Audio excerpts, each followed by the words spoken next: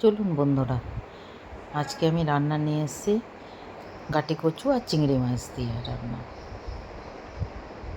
তার জন্য নিয়ে নিয়েছি একটা বাটিতে হলুদ, লঙ্কার গুঁড়ো, জিরের গুঁড়ো, ধনে গুঁড়ো সব একবারে নিয়ে একটু জল দিয়ে প্রথমে মশলাটাকে ভিজিয়ে রাখতে হবে। এবার কড়াইয়ে তেল নিয়ে নিয়েছি,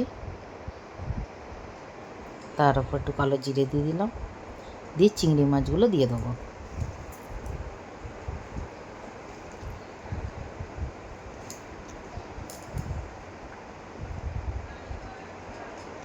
এবার একটু ভালো করে নেড়ে নিতে হবে।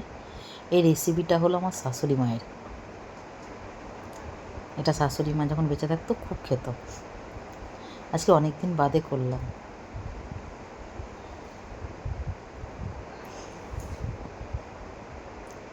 দিয়ে গাটি কচুগুলো দিয়ে দিলাম, আর একটা আলু দিয়েছিলাম, দিয়ে একটু নেড়ে নেব।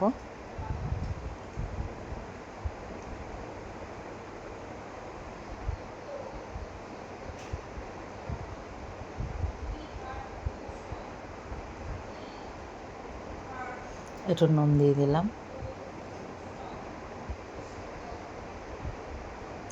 আর আপনারা চাইলে লঙ্কা চিড়ে দিতে পারেন। এরপর মশলাটা দিলাম,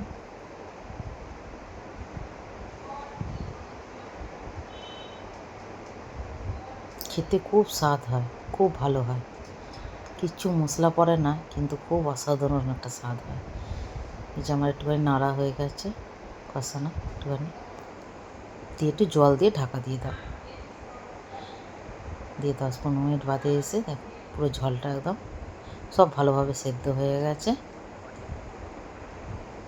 এই যে আমার হয়ে গেল গাটি কচু চিংড়ি মাছ দিয়ে।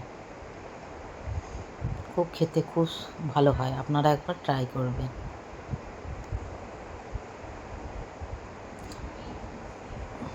মাছ মাংস তো খাওয়াই হয়, এই দিয়ে যেন বেশি ভাত খাওয়া হয় আমার।